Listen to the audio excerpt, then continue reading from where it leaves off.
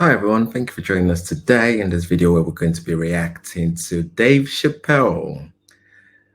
Dave Chappelle meets Daphne Dorman, a transgender woman. So it's going to be really good. Dave Chappelle, what I've seen of him so far is an intelligent human being that uses comedy to bring real life struggles and issues through laughter and comedy is absolutely beautiful. I haven't seen this one, so let's have a look at what he's got to say. In the audience. This is a true story. This was like a few weeks ago. I did 6 shows that weekend. This trans woman came to 4 of them. Calls herself Daphne. Man, this chick Daphne was in there cracking the fuck up at everything I said about everybody. It was amazing. She was laughing, and it was fun to watch her laugh. You could tell she was letting go with something that was heavy, and she throw her head back, and she smiled with all her teeth. She was having a great time. And the more fun she had, I felt bad because I knew I had some trans jokes to unload. And I thought to myself, maybe I shouldn't say these jokes because I don't want to like fuck her evening up. She's having so much fun. But then I thought to myself, well, if I can't say it in front of her, should I say this shit at all? So I let her rip. To my surprise, Daphne laughed harder at the trans jokes than anybody in the room. In fact, everybody in the room would look at her to make sure it was okay. And I got off stage, I was in the dressing room. I was like, man, this is a fucking weird show. I'm sitting in the dressing room by myself, just trying to figure out, like, what the fuck just happened out there? Like, why is it that this one woman can't take any of these jokes and Daphne can take all of these jokes? So weird. And then I realized, Daphne used to be a man.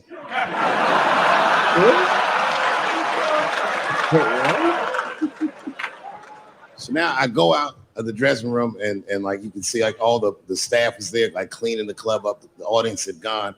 And sitting at the bar by herself was Daphne.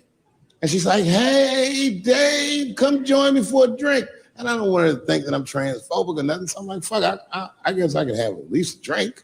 And we get some tequila and we're sitting there. And she was fucking cool. Turns out that Daphne, she wants to be a comedian. She was asking me for advice, and I told her advice and all that shit. And then she says to me, she says, boy, you sure do get a bad rap for your trans jokes. I said, Daphne, thank you, but you don't have to say that. I hope I didn't offend you. She goes, no. She said, in fact, I read about you in the New York Times. I said, you did? She said, yeah. She said, I thought it was interesting that they blamed you for R. Kelly. They said you normalized him for telling jokes about him. I go, yeah, they said that. She goes, I wonder why they never said that you normalized transgenders by telling jokes about us. And I never thought about that. It never occurred to me. And we started making out. And then like, I reached up just to see what it felt like. I was like, what? And it felt like pussy, did it? It was just like,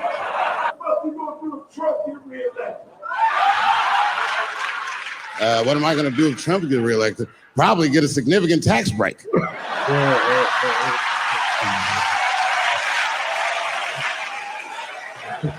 Hey, you want to know why I don't even talk about Trump in my show? Because that motherfucker is not the hokey pokey. He is not what it's all about. There's millions of people that put him in power, and the ideas that he puts forth are not his own. He's singing poor white people's greatest hits. So why the fuck would I worry about him and not the other millions? Really, you know who I'm gonna vote for next time if things keep going the way it's going is that gay dude. No, Mike Pence.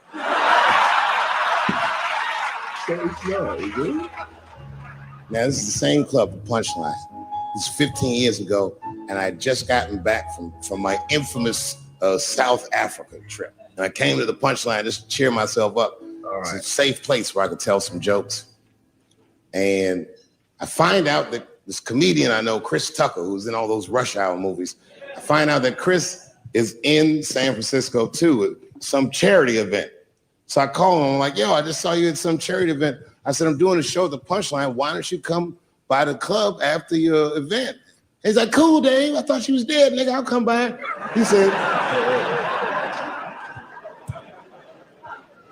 He says, is it okay if I bring some friends? Because, you know, I'm with a lot of people. I go, man, you Chris Tucker.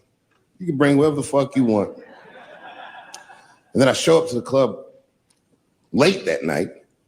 I walk into the dressing room, and sitting in the dressing room is Gavin Newsom, who at the time was the mayor of San Francisco, but now he's the governor of California. And sitting next to him was Kamala Harris, who at the time was the DA of San Francisco. Now she's the senator from California that's front running on the Democratic ticket. And sitting next to her was Al Gore. It's fucking weird. And sitting next to Al Gore was the guys from Google, Sergey, and I don't know how to say these. All right. And it was Chris Tucker and Ben Jealous, who at the time was the president of the NAACP, who was all just at this big charity dinner, and Paul Mooney was drinking scotch. And we all was just in there. You know, first I was a little uncomfortable when we started talking, and we all got along really well. At some point, Kamala Harris says to me, she goes, you know, a friend of mine is announcing his candidacy for president tomorrow. I went to college with him. I'm like, what? I go, Barack Obama? She goes, you've heard of him? I'm like, yo, I just read about this dude. And she goes, yo, yeah, blah, blah, blah, we're talking. She goes, you know what? She says, let's call him on the phone. I said, what the fuck? And she picks the phone up and she dials and she's listening like this. And she goes, this is voicemail. And she gives me the phone. She goes, leave him a message.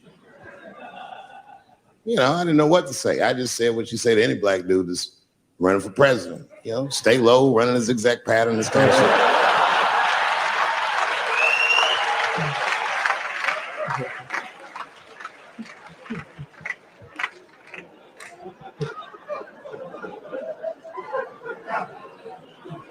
And then the last thing I say is, you know what? I said, sir, well, I really do believe you can do this. Like, man, I'm wishing you luck.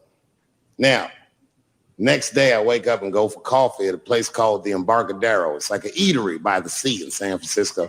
And I'm walking to the coffee shop and there's a police line and I can't cross the tape. But then I figure, fuck it, I'm Dave Chappelle. So I go into the thing like this. And the police yoke me. These motherfuckers like tackle me immediately. And I see over the police's shoulder Gavin Newsom. I couldn't remember his name, but I remember the night before I had kept teasing him and saying he looked like Christian Bale, the guy from the Batman movies. So I see him and I can't remember the name, so I'm just like, Batman, help.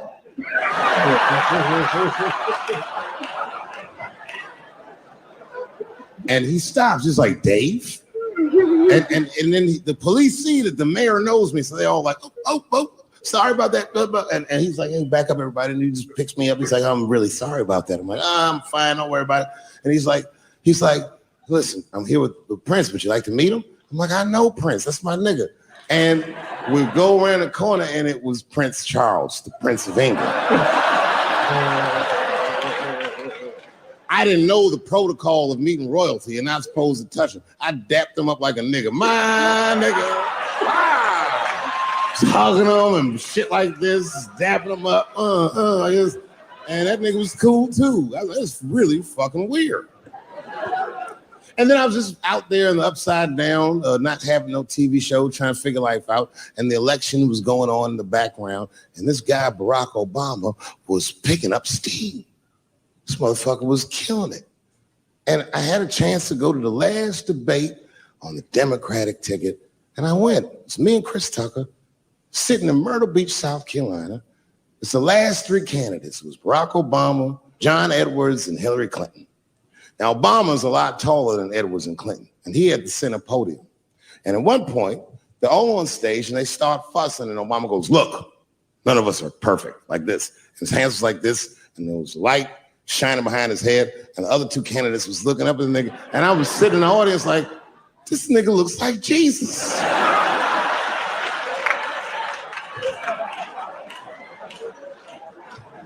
And I realized in that moment that I was looking at the next president of the United States. I was certain of it. I couldn't explain it, but I knew what I was seeing.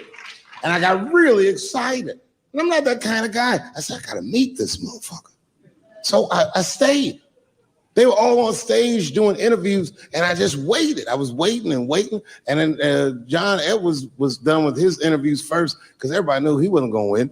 And I see John Edwards, and I said, hey, Senator Edwards, I just want to say hi. And that motherfucker looked at me like, I'm like, fuck you, nigga, you gonna lose anyway. And then he left, and then Hillary Clinton just walked by me in one of them Steve Harvey suits.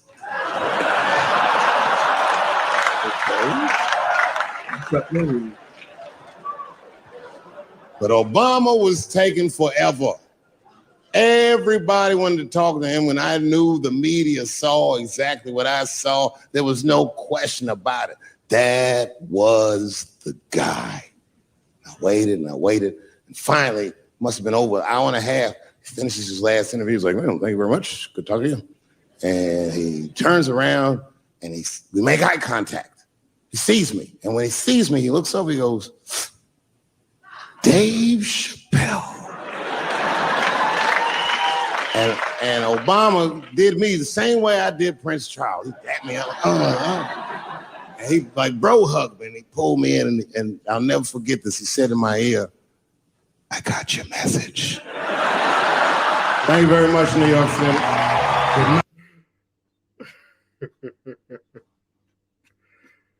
Oh gosh. Nah, you got that was all right, wasn't it? It was Dave Chappelle. Oh gosh. Okay. There was a few things in there, isn't there? There's a few things in there. And I think I'm gonna focus on the first aspect of it, which is the issue around what we can say or what society says that we're allowed to say or what we're not allowed to say. And I think this issue also came up in one of my other videos as well. Is that issue of if you cannot say something in front of somebody, should you really be saying it at all? And I think you rightly pointed that out. Why would you want to hide away from being able to express how you feel?